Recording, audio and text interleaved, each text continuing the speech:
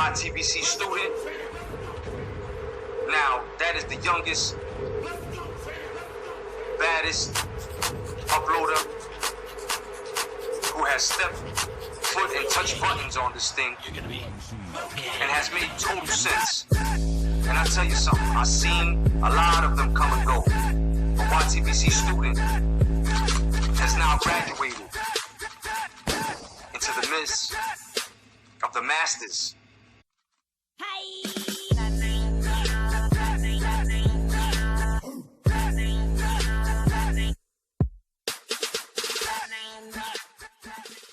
Magazines, you've read it in the newspapers. In fact, perhaps you've even seen the owner's picture.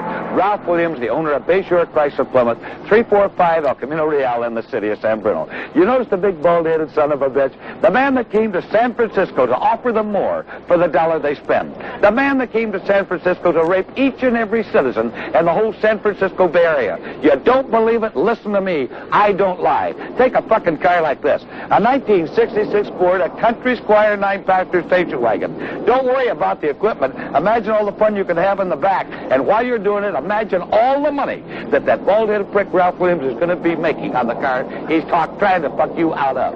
Yes, the man that'll take every dime out of the San Francisco Bay Area and spend it on prostitutes, booze, and, of course, crap tables in the city of Las Vegas. I'm sure you've heard about it. So remember this. If you'd like to get fucked and hooked real hard before you buy a car, come down here. Let Ralph Williams do it. Why not? Why not somebody else? Remember our address is 345 El Camino Real in the city of San Bruno. But if you come from Marin County, East Bay Area, or San Jose, your money spends just as well as anybody else's. And when this bald-headed son of a bitch gets hold of you, you will spend money. Talking about payments, 5 years payments of $100 a month. You can't get even. So shop before you buy. Bayshore Chrysler Plymouth.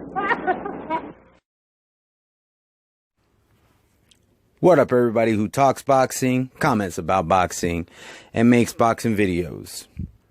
I know it's been about a week since I dropped the video. Reason being is I was on vacation. Really intended to still drop videos because it wasn't a vacation where I was like going out and doing things. It was more of a just taking time off work. But I ended up just enjoying myself. So now, one thing I will say is during my vacation, I did join a hangout with the boxing librarian and Dilltown. If you want to check it out, I will put the link in the description below. And what the topic of my video right now is really having to do with something that I've been meaning to make a video on for quite some time. It's just when I go to make videos, I tend to focus more on current events, things that are happening, boxing news.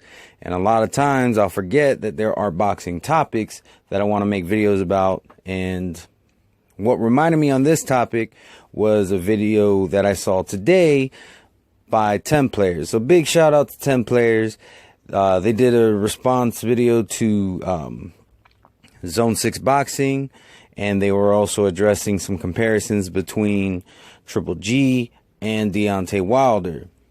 And in that little section of their video, because it was really more than one topic, but on that section of their video, they brought up the fact that K2 tends to focus on the race aspect of the Triple G fans. And that is how they sell Triple G. And to be honest, this is something that all promoters are pretty much guilty of.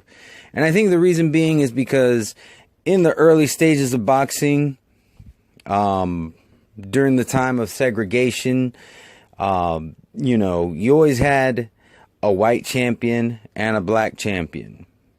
They were not allowed to fight each other. It was kind of like having the AFC and the NFC champions and no Super Bowl.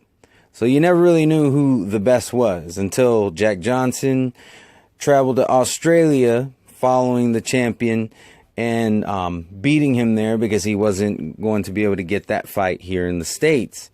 So that's when we finally knew who the best was at that time. But as boxing has evolved, it never grew past that stage of race.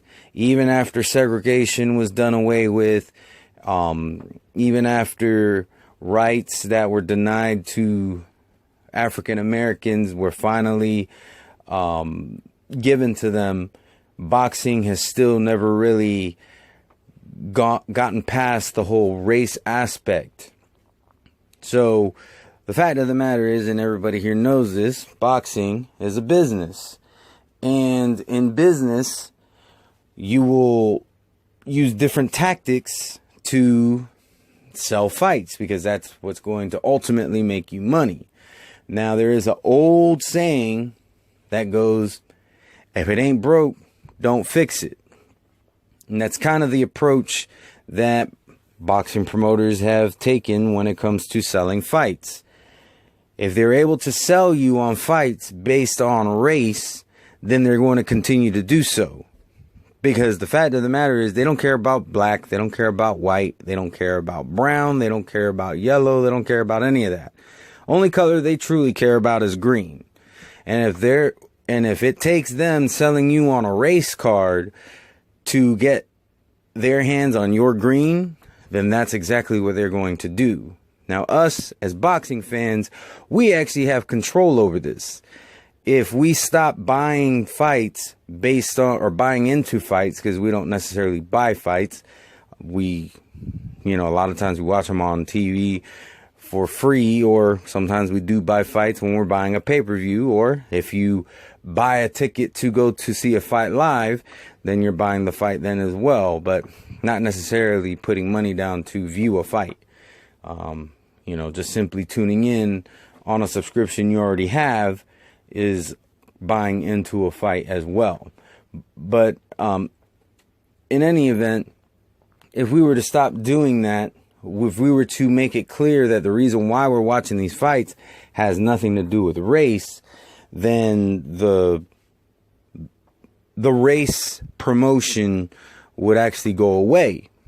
Now, this is, I don't see this going away anytime soon. I mean, it's definitely evident in today's society and today's fan base that, playing the race card does sell for these promoters. If you don't believe me, and I can speak on this directly because I'm Puerto Rican and Mexican, is one of the biggest fights from last year was Cotto versus Canelo, which was sold to us as Puerto Rico versus Mexico. So the race card is definitely played when marketing fights to us. Now, it's not necessarily a bad thing. The only thing is, a lot of the fan base, and you see this evident in YouTube, is that the fans don't know how to distinguish what it means to be proud of your race as opposed to being racist. There's nothing wrong with being proud of who you are, and part of who you are is your nationality. That's just fact. But there is a problem when you want to tear down other races and act like just because a fighter of your race beats a fighter of a different race, that now you're going to treat everyone of that particular race like they are less than you. Fact of the matter is, that fighter is the one who's making the accomplishments, not you. All right.